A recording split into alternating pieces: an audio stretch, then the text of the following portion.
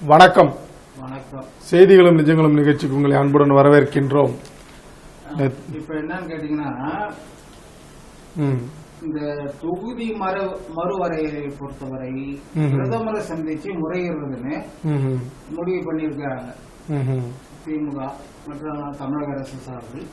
இதுல அவங்க வைக்கிற பிரதான கோரிக்கைனா, ஏற்கனவே இந்த தொகுதி மறுவரை சம்பந்தமா 2 தடவை வாஜ்பாய் காலத்துல கூட இந்த பிரச்சனை வருகின்ற போது ஒத்தி வச்சுட்டாங்க.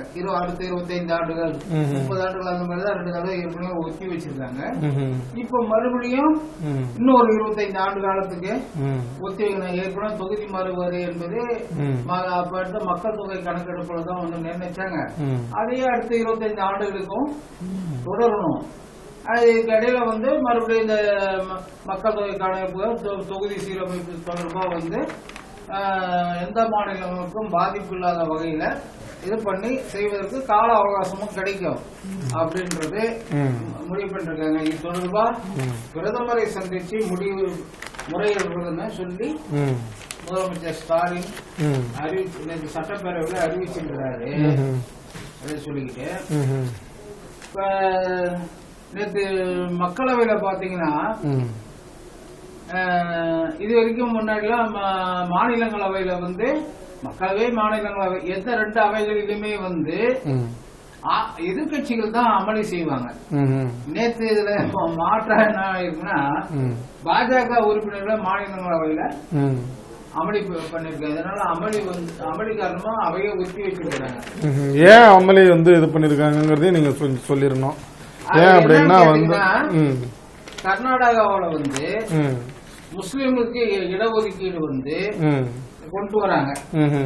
அது என்ன சொல்றாங்கன்னா, அரசியல் சாசனப்படி முஸ்லிம்களுக்கு மத அடிப்படையில, முஸ்லிம்னு இல்ல மத அடிப்படையில இடஒதுக்கீடு வழங்குவது அரசியல் சாசனத்துக்கு விரோதமானது. அதான் கர்நாடகாவில் மத அடிப்படையில் இடஒதுக்கீடு வழங்கப்படுவதாக சொல்லி ஏற்கனவே பாரதிய ஜனதா கட்சியினர் கர்நாடக சட்டசபையிலும் அவங்க பிரச்சனை எழுப்பிட்டு இருந்தாங்க. அதை ஒட்டி நேத்தியும் பாத்தீங்கன்னா மக்களவையிலையும் தங்களுடைய எதிர்ப்பை பதிவு பண்ணியிருக்காங்க.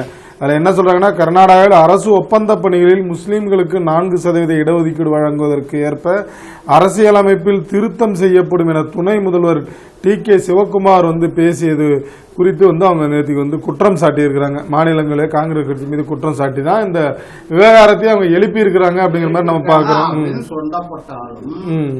ஆனா சிவகுமார் நான் அத போல சொல்லவே இல்லை, அது போல எந்த சுற்றுரை பக்கத்திலயும் நான் செய்தி வெளியிடல அப்படின்னு மறுப்பு தெரிவிச்சதால இப்ப இவரு என்ன பண்ணானா, ஜெயராம் ரமேஷ் மாநிலங்களவையில அமைச்சர் கிரண் ரிஜிஜு நட்டாவுக்கு எதிராக உரிமை மீறல் பிரச்சனை நோட்டீஸ் கொடுத்திருக்கிறாங்க. அவைக்கு தவறான தகவலை கொடுத்து அவையை தவறாக வழி நடத்துறாங்க அப்படின்னு சொல்லி கொடுத்திருந்தாலும், அப்ப அந்த அடிப்படையில் மத அடிப்படையில் எந்த ஒரு சமூகத்திற்கும் எந்த மதத்துக்கும் இடஒதுக்கீடு வழங்கக்கூடாதுன்னா, அப்ப தமிழ்நாட்டிலேயே ஏற்கனவே முஸ்லிம்களுக்கு இடஒதுக்கீடு வழங்கி இருக்காங்க. சிறுபான்மையினருக்கு 3% இடஒதுக்கீடு வழங்கி இருக்காங்க. இஸ்லாமியர்களுக்கு என்று சொல்லிதான் குறிப்பிட்டுதான் வழங்கியிருக்காங்க. அதுவும் தப்பு தானே, தவறு தானே. மத அடிப்படையில நீங்க ஒதுக்கக்கூடாது அப்படின்னு அங்க கர்நாடகாவுக்கு அந்த வாதத்தை வைக்கும் போது, ஏற்கனவே தமிழ்நாட்டுல அது நடைமுறையில இருக்கு. இஸ்லாமியர்களுக்கு இடஒதுக்கீடு என்பது தமிழ்நாட்டுல அந்த 3% இடஒதுக்கீடு கொடுத்திருக்கிறாங்க. அந்த அடிப்படையில இதுவும் தவறுதான். இது இது நெடுங்காலமா கருணாநிதி ஆட்சி காலத்திலே இடஒதுக்கீடு இஸ்லாமியர்களுக்கு கொடுக்கப்பட்டு விட்டது. அதுக்கு பிற்பாடு இடஒதுக்கீடு சம்பந்தமா எத்தனையோ வழக்குகள் நடந்த போதிலும் இஸ்லாமியர்கள் இடஒதுக்கீட்டுக்கு எந்த விதமான பிரச்சனையும் ஏற்படல. அதே நேரத்துல பாமக, அதாவது வன்னியர் சமுதாய மக்களுக்கு அந்த 20% இடஒதுக்கீட்டுல 10.5% இடஒதுக்கீடு கடந்த எடப்பாடி பழனிசாமி ஆட்சி காலத்துல கொடுக்கப்பட்டது. ஆனா அது செல்லாதுன்னு சொல்லி மதுரை உயர்நீதிமன்ற கிளையும் அதன் மேல் போன மேல்முறையீட்டு மனுவை உச்ச நீதிமன்றமும் விசாரிச்சு அந்த 10.5% இடஒதுக்கீடு செல்லாது அப்படின்னு தீர்ப்பளிச்சிருக்கு. செல்லாது அப்படிங்கிற ஒரு புறம் தீர்ப்பளித்தாலும் கூட வந்து தமிழக அரசு வந்து அதுக்கான ஜாதிவாரி கணக்கெடுப்பு நடத்தி வந்து அந்த குறிப்பிட்ட அவங்களுக்கு வந்து தனியான இடஒதுக்கீடு தரலாம் அப்படிங்கிற மாதிரி கூட வந்து தீர்ப்பு தான் வந்து பாட்டாளி மக்கள் கட்சியினருக்கு சொல்லிட்டு இருக்காங்கல்ல, அதையும் நம்ம சொல்ல வேண்டி இருக்குது. எல்லாமே ஏற்கனவே நடத்தப்பட்ட மக்கள் தொகை அடிப்படையில் தான் கொடுத்திருக்கிறாங்க. ஏற்கனவே 20% இடஒதுக்கீடு மக்கள் தொகை அன்னைக்கு எடுத்துக்கப்பட்ட மக்கள் தொகை கணக்கெடுப்பு அடிப்படையில் தான் கொடுத்திருக்காங்க.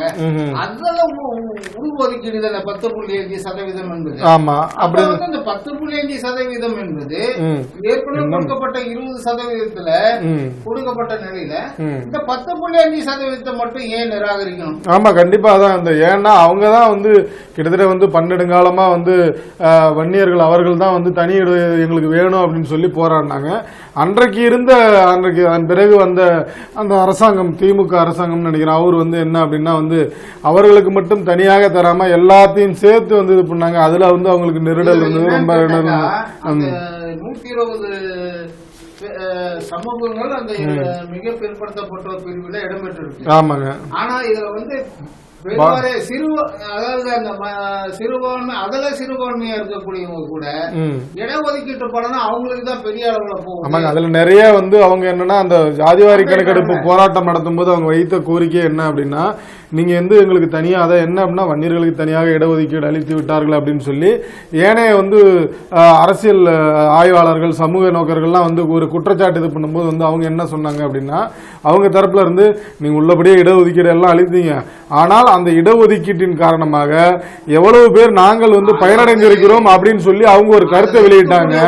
அதுல என்ன அப்படின்னா வந்து போராடுனது நாங்க வந்து கஷ்டப்பட்டது நாங்க, ஆனா பலன் வந்து எங்களுக்கு கிடைக்கல, எல்லாருக்கும் வந்து கொடுத்து 100க்கு மேற்பட்ட அந்த சமூகங்கள்ல எங்களுக்கு பாத்தீங்கன்னா அதுல கம்மியான தான் பலன் அடைந்திருக்கிறோம் அப்படிங்கிற மாதிரி எல்லாம் வந்து இது பண்ணாங்க.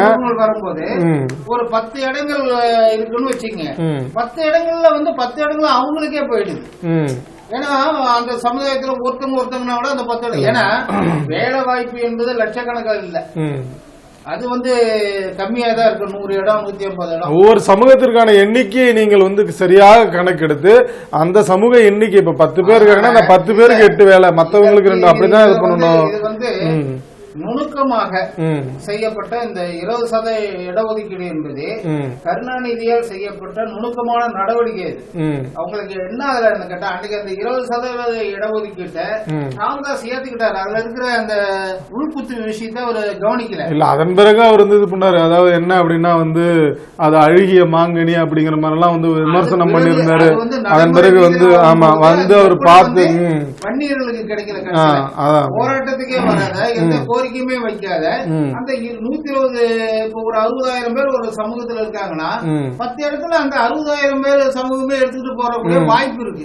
அதற்குதான் அவங்க என்னன்னா எல்லாருக்கும் நீங்கள் அழியுங்கள், எங்களை பொறுத்தவரை அது மாற்று கருத்திலே நீங்கள் வந்து ஜாதிவாரி கணக்கெடுப்பு தமிழகம் முழுக்க நீங்க நடத்தி எல்லா சமூகங்களுக்கும் பிரதிநிதித்துவம் கிடைக்கிற மாதிரி நீங்க வந்து இடஒதுக்கீட்டை வழங்குங்கள் அப்படிங்கிற மாதிரி தான் வந்து அவங்க திருப்பி இது பண்ணிட்டு இருக்காங்க. நாங்க எங்களுக்கு மட்டும் கேட்கல, மற்ற எல்லா சமூகங்களும் கொடுங்க அப்படிங்கறதையும் அவங்க சொல்லிட்டு இருக்கிறதையும் நம்ம பாக்குறோம். இதுல என்ன அப்படின்னு பாத்தீங்கன்னா வந்து உள்ளபடியே வந்து தமிழக அரசு இதை ஒட்டி தான் வந்து நேத்திக்கெல்லாம் பாத்தீங்கன்னா வந்து அவர் வேல்முருகன் எல்லாம் வந்து எங்க வந்து நம்ம வந்து அப்படியே இதாயிடுவோமோ அப்படின்னு சொல்லி பாமக அண்ணம் தான் ஆயிடுவாங்களோ அப்படிங்கிற மாதிரிலாம் வந்து சமூக ஆர்வலர் சொல்லிட்டு இருக்காங்க. அதை ஒட்டி தான் சட்டசபையில வந்து கேரளா, ஆந்திரா, கர்நாடகா அதெல்லாம் வந்து ஜாதிவாரி கணக்கெடுப்பு எடுத்துட்டாங்க, அங்கெல்லாம் மாநில அரசுக்கு உரிமை இருக்குது, ஆனா தமிழகத்தில் மட்டும் எடுக்க மாட்டேங்கிறாங்க அப்படிங்கிற மாதிரி வந்து ஒரு குற்றச்சாட்டை வச்சுதான் வந்து ஒரு கோரிக்கை எழுதினாரு. அதை ஒட்டி தான் வந்து ஜாதிவாரி கணக்கெடுப்பு நடத்திக்கலாம்னு சொல்லி உச்சநீதிமன்றம் ஆமா அந்த வழக்கில தாங்க அந்த இது பண்ண இந்த 10.5 வழக்கில தான் சொல்லி இருந்தாங்க, அதுவும் ஒரு பகுதியா சொல்லி இருந்தாங்க. அதனால அப்படின்னு சொல்லிக்கிட்டு இப்ப வந்து பாத்தீங்கன்னா திருப்பரங்குன்றம் மலை அனைவருக்கும் பொதுவானது. இப்ப அங்க வந்து இந்த வேல் யாத்திரை நடத்துறதுக்காக இந்துத்துவ அமைப்புகள் போன போது அதுக்கு காவல்துறை அனுமதி மறுத்துருச்சு. அது அந்த வழக்குலதான் வந்து மதுரை உயர்நீதிமன்ற கிளை என்ன சொல்லியிருக்காங்கன்னா, திருப்பரங்குன்றம் மலை அனைவருக்கும் பொதுவானது அப்படின்னு சொல்லியிருக்காங்க. அது வந்து தொல்லியல் துறைக்கு சொந்தமானது அல்ல அப்படின்றாங்க. தொல்லியல் துறை என்பது பாரம்பரியத்தையும் பழமையும் பாதுகாக்கின்ற அமைப்பு அது வந்து ஒரு வந்து நடைமுறைப்படுத்தி வரலாற்று ரீதியா கொண்டு பண்றதுதான் கரெக்டா. தொன்மங்களை அந்த வரலாற்று அடையாளங்களை சின்னங்களை பாதுகாக்கிற பொறுப்பு தான் தொல்லியல் துறை கிட்ட வழங்கப்பட்டிருக்கு. சரிங்க. தொல்லியல் துறை வந்து கடந்த காலங்கள் அப்படி ஒரு அமைப்பு இங்க வலுவா இல்லாத நீங்க தொல்லியல் துறை வந்து பாதுகாக்க இந்த வரலாற்றை பாதுகாக்கின்ற அமைப்பு அப்படின்னு சொன்னீங்கன்னா ஏற்கனவே வந்து ஆமா ஏற்கனவே வந்து சங்க இலக்கியங்களையும் வந்து மலையை பத்தி திருப்பரங்குன்ற மலையை பத்தி நூல்கள்லாம் இடம்பெற்றிருக்கு வரலாறு இருக்குது அப்படிங்கிற போது வந்து அதெல்லாம் நீங்க பாதுகாப்பீங்களா அப்படிங்கிற மாதிரி நீங்க ஒரு சாரருக்கு மட்டும் சொந்தம் இல்லை அப்படின்றீங்கன்னா ஏற்கனவே வந்து அந்த மலை ஒரு சாரருக்கு சொந்தம் இல்லை என்றாலும் கூட என்ன கடமை இருக்குன்னா பாதுகாக்கிறது. ஆமாங்க இருக்கிறத பாதுகாக்கணும்ல. உரிமை அவங்களுக்கு உரிமை இவங்களுக்கு உரிமை என்று சொல்ற அதிகாரம் அது இல்ல. ஆமா ஆனா இருப்பதை பாதுகாப்பது என்ன பாதுகாத்துட்டாங்கன்னு தான் நம்ம கேட்க வேண்டி இருக்குது. இருக்கிற எத்தனையோ வரலாற்று சின்னங்கள் வரலாற்று அடையாளங்கள் அது என்ன இதுன்னே தெரியும் அப்படின்னு கேட்க போனீங்கன்னா மலையில போயிட்டு வந்து பச்சை பெயிண்ட் அடிச்சதெல்லாம் வந்து அவங்க பாதுகாத்துட்டாங்களா அப்படிங்கறத நம்ம கேட்க வேண்டி இருக்குது. எத்தனையோ இது வரலாற்று அடையாளம் அப்புறம் என்ன பாதுகாத்தாங்க தெரியாத மக்கள் அது இருக்கிறது தெரிஞ்சாதானே இந்த இடத்துல இந்த மாதிரி இருக்குன்றது தெரிஞ்சா தொல்லியல் துறையின் கீழே கொண்டு அதோட இல்ல அத தொல்லியல் துறை கிட்ட ஒப்படைக்கிற பொறுப்பும் அரசாங்கத்தின் தான் இருக்கு. அந்த அரசாங்கம் ஒப்படைச்சாதான் அதை போய் கையகப்படுத்த முடியும். குறிப்பா எடுத்தீங்கன்னா திருவண்ணாமலை அந்த அண்ணாமலையார் கோயிலை சுத்தி 100 மீட்டர் ஒரு 200 மீட்டர் தூரத்துக்கு எந்த கட்டிடமும் இருக்கக்கூடாது தொல்லியல் துறை கையில ஒப்படைச்சாச்சு. அவங்க உத்தரவு போட்டாங்க. அது எதிர்த்து எல்லாம் போராட்டம் பண்ணாங்க திருவண்ணாமலையில. அந்த மாதிரிலாம் இது பண்ண முடியாது, நீங்க கோயில பாதுகாத்துக்குங்க, மற்றபடி இருக்கிறத வந்து இது பண்ணக்கூடாது. இப்ப அங்க நிறைய கட்டுப்பாடு கட்டடம் கட்டுறதுல இருந்து இருக்கிறது மாற்றம் செய்யறதுல இருந்து இப்ப கட்டுப்பாடுகள் இருக்கு. அது போலதான் தொல்லியல் துறை என்பது வரையறுக்கப்படாது. இதுல வந்து அனைவருக்கும் பொதுவானதுன்றது எனக்கு எல்லாருக்கும் பொதுவானதுன்றதுக்காக அங்க ஒருத்தன் போய் உரிமை கோடுறதோ இல்ல எனக்கு இதுல பாத்தி இருக்குன்றதோ ஒவ்வொரு அமைப்பும் ஒவ்வொரு காரணங்களுக்காக ஏற்படுத்தப்பட்டிருக்கு. அந்த இதை புரிய அனைவரும் நடந்துக்கிறது தான். இதுல இந்த கருத்து வந்து தேவையில்லாத கருத்து, தொல்லியல் துறைக்கு சொந்தமானது அல்ல அப்படின்ற கருத்தை மதுரை உயர்நீதிமன்ற கிளை தவிர்த்திருக்கிறோம். அப்படி சொன்னீங்க அப்படின்னா வந்து நேற்றுக்கு பாத்தீங்கன்னா வந்து நீங்க இந்த திருப்பரங்குன்றம் மலை இதெல்லாம் வந்து சொல்லும் போது வந்து முஸ்லீம்களின் அரணாக நின்று திமுக அரசு காக்கும் அப்படின்னு சொல்லி நேற்று முதலமைச்சர் ஸ்டாலின் வந்து இது பண்ணிருக்காங்க. என்ன அப்படின்னு பாத்தீங்கன்னா திருவான்மையூர்ல நடந்த வந்து இப்தார் நோன்பு திறக்கும் வந்து நேற்று முதலமைச்சர் கலந்துருக்கிறாரு. அதில் கலந்துக்கிட்டு வந்து நாங்கள் பார்த்தீங்களா வந்து திமுக வந்து எவ்வளவெல்லாம் வந்து இஸ்லாமியர்களுக்கு செய்திருக்கிறது அப்படின்னு சொல்லி ஒரு பட்டியலே வெளியிட்டிருக்காங்க. அதில் என்ன அப்படின்னா கருணாநிதி பொறுப்பேற்ற பிறகுதான் மிலாது நபியை வந்து விடுமுறை தினமாக அறிவித்தோம். அதுவாக வந்து முஸ்லீம்களுக்கு 3.5% உள் இடஒதுக்கீடு வழங்கியவர் கருணாநிதி. அப்புறம் வக்ஃபு வாரிய சொத்துக்களை பராமரிக்க மானியம் வழங்குகிறார் அப்படின்னு சொல்லி அப்படியே வரிசையா வந்து சிறுபான்மையினருக்கு பண்ணுகின்ற அவர்கள் செய்த பட்டியலெல்லாம் அது பண்ணியிருக்காங்க. அதில் வந்து சரி பரவாயில்ல, ஒரு ஆன்மீக நிகழ்ச்சியில் வந்து ஒரு சிறுபான்மையின மக்களுக்கு வந்து அவங்க செய்ததெல்லாம் நல்லது சொல்றாங்களே அப்படின்னு சொல்லி பார்த்தோம்னா அங்கேயும் வந்து அரசியல் வந்து பேசியிருக்காங்க. அதை டச் பண்ணாமல் எப்படி போக முடியும் அப்படின்ட்டு குடியுரிமை திருத்த சட்டத்தை ஆதரித்து அதிமுக வாக்களிக்காமல் இருந்திருந்தால் இந்நேரம் குடியுரிமை சட்ட திருத்தம் நிறைவேறி இருக்காது அப்படின்ற மாதிரி அங்கேயும் வந்து இது பண்ணியிருக்கிறாரு. அதோட இல்லை என்ன அப்படின்னு பார்த்தீங்கன்னா நேற்றுக்கு வந்து ஒரு சின்ன சின்ன சம்பவங்கள்லாம் நடந்தது.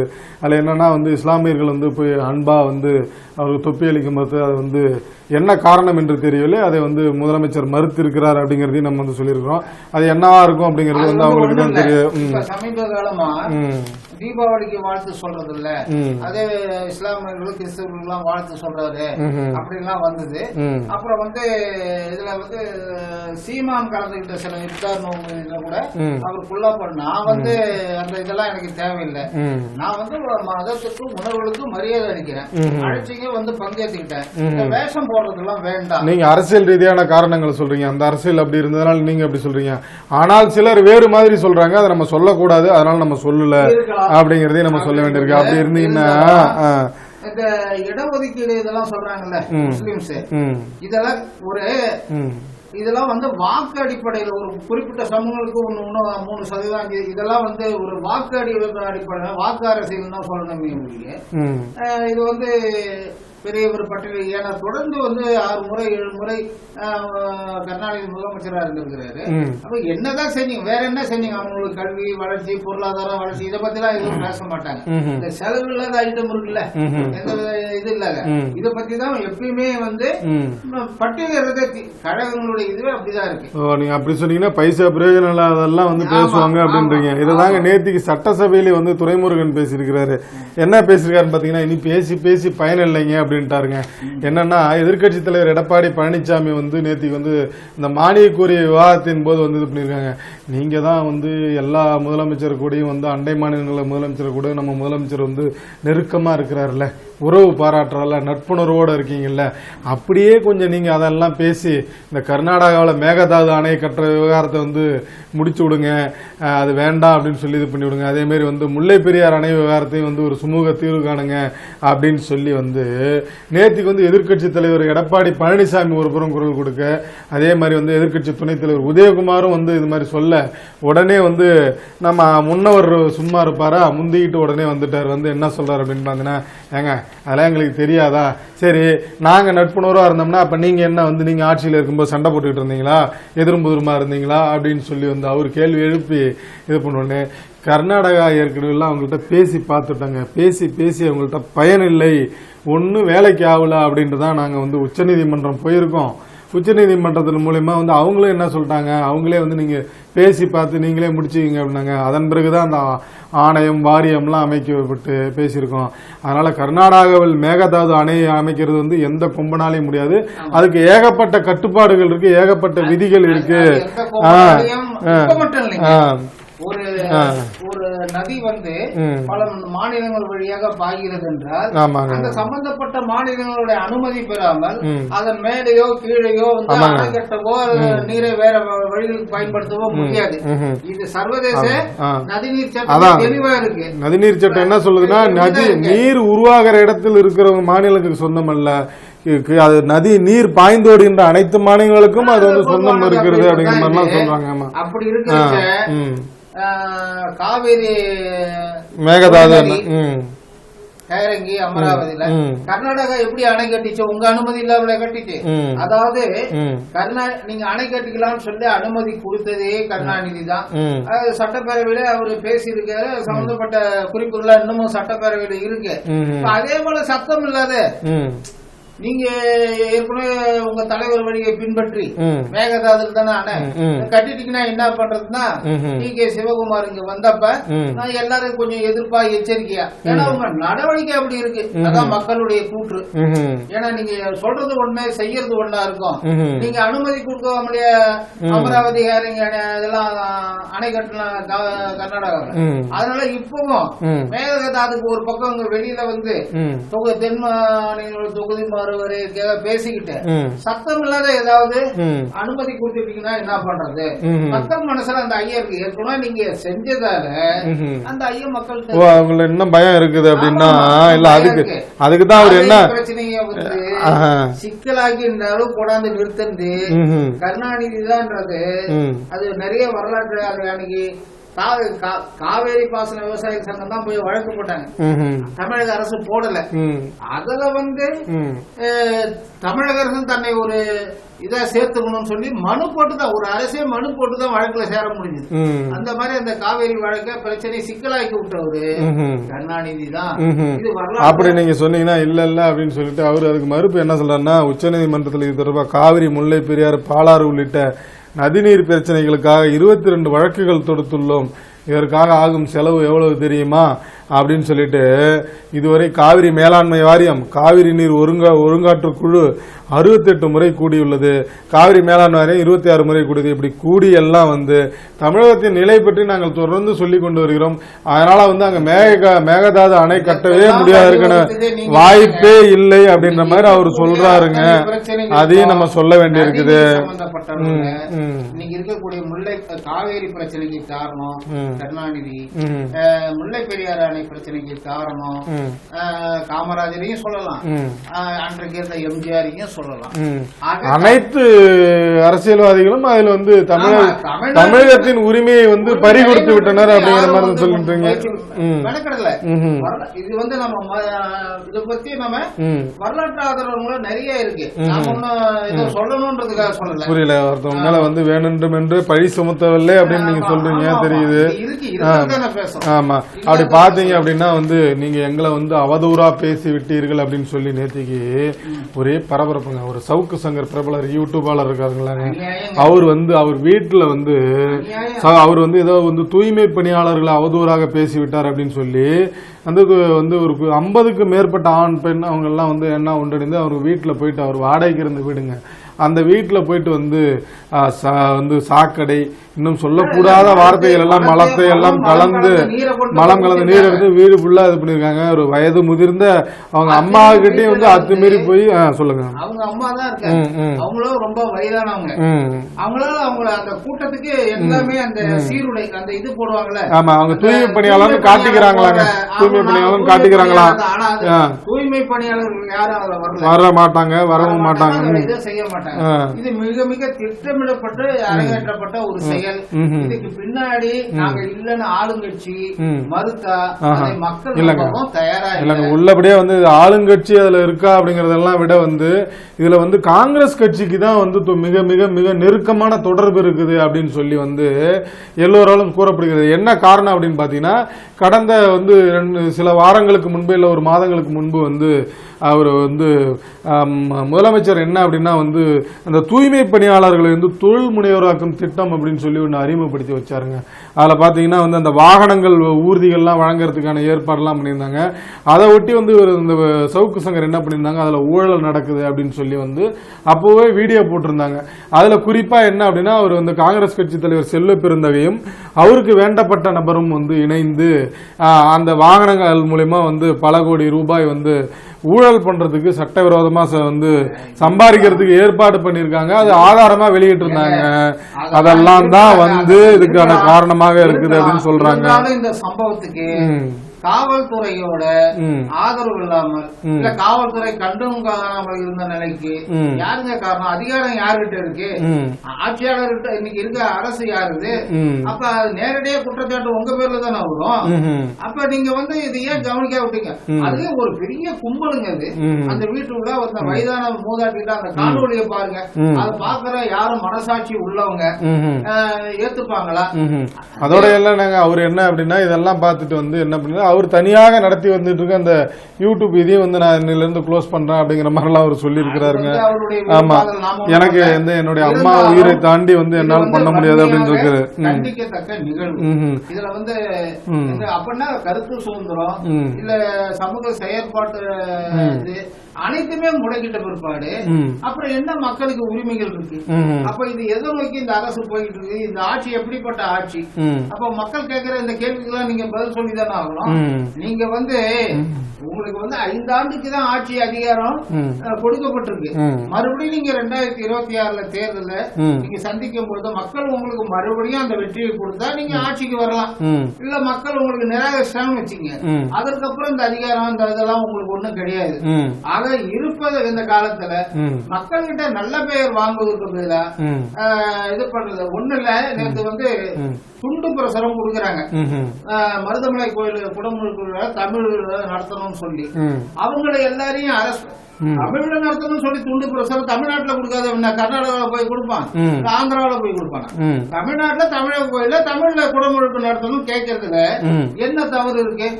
தமிழ்ல சாதாரண மொழியா? பல ஆயிரங்காண்டு பழமை வாய்ந்த மொழி. நீங்க தானங்க செம்மொழியெல்லாம் அந்தஸ்தெல்லாம் கொடுத்திருக்கீங்க, அதுக்கு வாங்கி கொடுத்திருக்கீங்க. அந்த மொழியில வந்து நடத்துறதுல இந்த பெருவாரியான மக்கள் கேட்கறதுல என்ன தவறு இருக்கு? உடனே அவங்கள அரெஸ்ட் பண்ணி தூக்கி உள்ள போட்டு பிரசாரம் கொடுத்துட்டு போறான். நீ கோரிக்கை நிறைவேற்றாதப்போ இல்ல நாங்க நடத்த முடியாதுன்னு பதில் சொல்லிட்டு போ. அதான் உங்ககிட்ட அமைச்சர் சேகர் பாபு இருக்காரு, அவரை விட்டா அவர் அழகா சொல்லிட்டு போறாரு. தமிழ் எல்லாம் நடத்த முடியாதுங்க, தமிழுக்கு எல்லாம் கோயில்ல வேலை இல்லைங்க. யாருங்க கேக்குறாங்க வந்து தமிழ்ல வந்து அர்ச்சனை பண்ணுங்க பண்ணுங்கள், கும்பாபிஷேகம் பண்ணுங்கள், குடமுழுக்கு பண்ணுங்கள் யாருங்க கேட்குறாங்க? நீங்க தான் கேட்குறீங்கன்னு சொல்லி வேல்முருகன் மட்டும் இல்லைங்க, இங்க பல வேல்முருகன் வந்து தமிழ்ல பண்ணுங்கன்னு சொல்லி கேட்டிருக்காங்களே. அமைச்சர் அவர்களே, நீங்கள் இதற்கு என்ன பதில் சொல்ல போகிறீர்கள் அப்படிங்கறதுதான். நீங்க தமிழ்ல பண்ண முடியும் போடு வைக்கிறீங்க.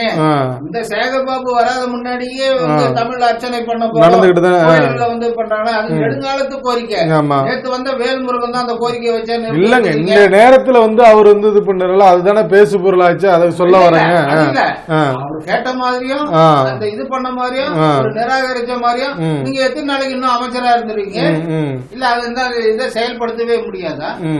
ஒரு ஒருங்கிணைந்த உங்களை கேட்டுக்கிட்டா அன்னைக்கு இந்திய எதிர்ப்பு போராட்டம் நடத்தணும் தமிழர்கள் கிடையாது. யாரு அந்த இந்திய எதிர்ப்பு போராட்டம் முன்னெடுப்புல 1938 ஆகட்டும், 1965 ஆகட்டும், நீங்களா வந்து திமுக நடத்துச்சா இல்ல மற்ற கட்சிகள் யாராவது வந்தாங்களா? திக நடத்துச்சா? மாணவர்களுடைய இளைஞர்களுடைய தன்னெழுச்சியான போராட்டம் அது. புரியுதுங்களா? அதனால அவங்களுக்கு எப்படி செய்யணும்னு தெரியும். இந்த தன்னெழுச்சி வரும். காங்கிரஸுக்கு என்ன 67 நேர்ந்துச்சோ அதே நேரத்தில் அடுத்த வரவங்களுக்கு நிகழும். மொழி விஷயத்துல எதை விட்டு கொடுத்தாலும் கொடுப்பான். இந்த மொழி விஷயத்துல விட்டு கொடுக்கிற பேச்சுக்கு தான் இடம் கிடையாது. அதுக்கெல்லாம் உயிருக்கெல்லாம் அஞ்சனமா தமிழர்கள் கிடையாது. மறுபடியும் இவங்க வந்து மும்மொழி கொள்கை திட்டம்ன்ற பேர்ல அவங்க சீண்டி விடுறது. நாங்க இல்ல அப்படின்னு சொல்லிட்டு நீங்க ஒரு பக்கம் சிபிஎஸ்இ பள்ளிக்கூடம் நடத்திக்கிட்டு உங்க பிள்ளைங்கள மும்மொழி திட்டத்துல படிக்க வச்சுக்கிட்டு இதெல்லாம் வந்து யாரும் புரிஞ்சிக்காததான் இல்ல, தெரிஞ்சுக்கிட்டு இருக்காங்க. இதுக்கு வந்து இந்த ஜனநாயக ரீதியான கடமைகள் வரும்போது செய்யதான் போறாங்க. அது வரைக்கும் பொறுத்து இருக்கிறாங்க. இதை ஒரு வாய்ப்பா வச்சுக்கிட்டு நீங்க வந்து தொடர்ந்து ஏதாவது எதிராக பண்ணிக்கிட்டு இருந்தீங்கன்னா உங்களுக்கு அதுக்குரிய காலகட்டம் அதுக்குரிய நேரம் வரும்போது மக்கள் தகுந்த பாடம் கற்பிக்கதான் செய்வார்கள். அதை நீங்க வந்து இது பண்ண முடியாது அப்படின்னு சொல்லிக்கிட்டு சொல்லுங்க. பிழை இல்லாத வாக்காளர் பட்டியலை உறுதிப்படுத்தணும். நேற்று வந்து தமிழக தேர்தல் அதிகாரி அர்ச்சனா பட்நாயக் அவங்க தலைமையில வந்து தலைமைச் செயலகத்துல வந்து அனைத்து கட்சி கூட்டம் நடந்தது. கட்சிகளுடைய இந்த கூட்டத்துல இந்த பிழை இல்லாத வாக்காளர் பட்டியல், இந்த பிழை இல்லாத வாக்காளர் அதாவது நீங்க புதிதாக வாக்காளர் சேர்ப்பது ஒரு புறம், ஏற்கனவே இருக்கிற பழைய வாக்காளர்கள் பட்டியல் இப்ப வந்து அந்த ஃபார்ம் எல்லாம் கொடுக்கறாங்க. இடமாற்றம், பெயர் திருத்தம், முகவரி எல்லாமே கொடுக்கறாங்க. அதுக்குரிய படிவம் வாங்கி கொடுக்கறாங்க. ஆனா அது முறையாக திருத்தப்படுகிறதா? ஏதோ ஒண்ணு அந்த ஜனவரி மாசம் வந்தா ஜனவரி இறுதி வாக்காளர் பட்டியல், வரைவு வாக்காளர் பட்டியல் வெளியிடுறீங்க. ஆனா மக்களுக்கு வந்து அந்த வரைவாளி எத்தனை பேர் போய் பாக்குறாங்க? அந்த தேர்தல் அன்னைக்குதான் நம்ம பேர் இருக்கா இல்லையானே தேடுறாங்க வாக்காளர் பட்டியல். ஆனா அதுக்கு முன்னாடியே வாக்களிப்பதை வந்து நீங்க தேர்தல் நேரத்துல மட்டும் விளம்பரம் செய்யறதால எந்த பிரயோஜனம் இல்ல. தேர்தல் ஒரு திருவிழாவை சித்தரிச்சு தேர்தல் திருவிழா இல்ல, அடுத்த 5 ஆண்டுக்கான வாழ்வாதாரத்தை உறுதிப்படுத்துறது தான் தேர்தல். அந்த தேர்தலை வந்து எப்படி நடத்தணும், இன்னும் முறையா நடத்தப்படுதானா? முறையா நடத்தப்படலன்றதான் ஜனநாயக ஆர்வலுடைய கருத்து. அதுக்கு என்ன காரணம் கேட்டீங்கன்னா நிறைய பேர் இப்ப இறந்தவர்களையும் வாக்காளர் பட்டியல இருந்து நீக்கிறது இல்ல, வெறும் அந்த முகாம் நடத்துறீங்க. முகாம்ல வர படிவங்கள் அடிப்படையில அதுலயும் வேண்டப்பட்டவங்க திடீர்னு பார்த்தா 30,000 வாக்காளர் பேர் இல்ல. கோயம்புத்தூர்ல இந்த பிரச்சனை வந்து 20,000 வாக்காளர் இந்த பேர் இல்ல. இந்த ஏரியாவில 3,000 வாக்காளர்கள் பெயர் இல்ல. எப்படி இதெல்லாம் யார் அதிகாரம் கொடுக்கறாங்க, யார் இதை திருத்துறாங்க அப்படின்றது கேள்விக்குறியாக இருக்கு. அந்த வாக்காளர் பட்டியல ஒரு ஏரியாவில 4,000 பேர் 5,000 பேர் காணலாம். அது ஒரு சதி செயல் தானே. அது சம்பந்தமா விசாரணை பண்ணி இது வரைக்கும் யாரு பேருக்கு இந்த தேர்தல் ஆணையம் நடவடிக்கை எடுத்திருக்கு அப்படின்ற கேள்வியும் முன்வைக்கப்படுது. வந்து அந்த கூட்டத்திலே ஒரு இதா குளறுபடிகளை தவிர்க்கணும்னா வாக்காளர்கள் பெயரோட ஆதார் அட்டையும் இணைக்கணும்னு சொல்லி அரசியல் கட்சிகள் சார்பில் கோரிக்கை வைக்கப்பட்டிருக்கு. இந்த கோரிக்கையாவது நிறைவேற்றப்படுமான்னு பொறுத்திருந்தா அதோட இல்லைங்க. அதுல நேற்றுக்கு வந்து முக்கியமான ஒரு விஷயத்தை வந்து முன்னாள் அமைச்சர் ஜெயக்குமார் வந்து கேள்வி எழுப்பியிருக்கிறார். என்ன அப்படின்னா வந்து பாத்தீங்கன்னா வந்து அதாவது போலி வாக்காளர்களை கண்டறிந்து நீக்க வேண்டும், தேர்தல் நியாயமாக சுதந்திரமாக நடக்க வேண்டும், ஆளுங்கட்சி அதிகார துஷ்பிரயோகம் செய்வதை தடுக்க வேண்டும் அப்படின்னு சொல்லிட்டு ராதாபுரம் தொகுதியில் வந்து ஒரே நபரின் பெயர் வாக்காளர் பட்டியலில் 3 இடங்களில் உள்ளது. இப்படி இருந்தால் எப்படி தேர்தல் நேர்மையாக நடக்கும்? தவறு செய்யும் அதிகாரிகள் மீது நடவடிக்கை எடுக்க வேண்டும் அப்படின்னு சொல்லி கேட்டிருக்காங்க. ஏங்க இப்படி சொன்னீங்கன்னா தான் ஏற்கனவே வந்து வெளி மாநிலங்களில் வந்து வட மாநிலங்களில் ஒரு இதில் வந்து மேற்கு வங்கத்தில் இருக்கிற ஒருத்தர் பேரும் உத்தரப்பிரதேசத்தில் இருக்கிற ஒரு பேரும் இருந்துச்சு. அதுக்கு வந்து அவங்க மக்களவையில் வந்து குரல் எழுப்பி ரொம்ப வந்து கோஷம்லாம் இது பண்ணாங்களே, அவையை முடக்கிற அளவு கொண்டு போனாங்களே. இப்போ இதுக்கு இவங்க என்ன பண்ண போறாங்க, ஆளும் கட்சி என்ன பண்ண போகிறது அப்படிங்கிற மாதிரிலாம் நேற்று வந்து வந்து முன்னாள் அமைச்சர் ஜெயக்குமார் வந்து கேள்வி எழுப்பியிருக்கிறாருங்க. ஒரு விஷயம் இருக்குன்னா, இந்த முகாம்கள் நடத்தும் போது அவங்க யார் வராங்க படிவத்தை பாட்டும் வாங்கி பூர்த்தி பண்ணி கொடுத்துடுறாங்க. இத போய் அதிகாரிகள் சரியா வந்து ஆய்வு பண்ணி அது உண்மைதானா, அவங்க இந்த நிரந்தரமா வசிக்கிறவங்க தானா அப்படின்றத பத்தி எல்லாம் பாக்குறது இல்ல. வீட்டுல உட்காந்துக்கிட்டு நானும் ஆய்வுக்கு போனேன், கச்சேரிக்கு போனோம், வந்து கச்சேரி நடத்திட்டு இருக்கிற பேர்லாம் இருக்கிற டிக் போட்டு கொடுக்கும் போது அதுவும் வாக்காளர் பட்டியல இடம் பெற்று இந்த பெரிய இந்த சிறப்பு முகாம்கள்தான் இத்தனை அயோக்கியத்தனமும் நடக்குது. அதிகாரிகள் சரியாக தங்கள் பணியை செய்வதில்லை. அதனாலதான் வட மாநிலத்தோட அந்த வாக்காளர் பட்டியல பேர் வருதுன்னா இதற்கு காரணமே வந்து அதிகாரிகள் போய் வீடு தோறும் அந்த படிவத்தை எடுத்துட்டு போய் ஆய்வு செய்து சரியா தவறான அங்க வந்து அந்த படிவத்தை வந்து ஏற்பது நிராகரிக்கிற செயலை செய்யறது கிடையாது. அப்படி சொன்னீங்கன்னா ஒரே ஒரு விஷயம் என்ன சொல்லினா நம்ம நிகழ்ச்சியை முடிக்கலாம். அமைச்சரவை பதவியில் தொடர விரும்புகிறாரா செந்தில்? இன்னும் 10 நாட்கள் வந்து சம்பந்தமா நீங்க வந்து அந்த நாங்கள் உச்சநீதிமன்றம் எழுப்பிய கேள்விகளுக்கு பதிலளிக்கும்படி வந்து நீதிபதிகள் நேற்று வந்து உத்தரவிட்டு இது பண்ணியிருக்கிறதையும் நம்ம பார்க்குறோம்.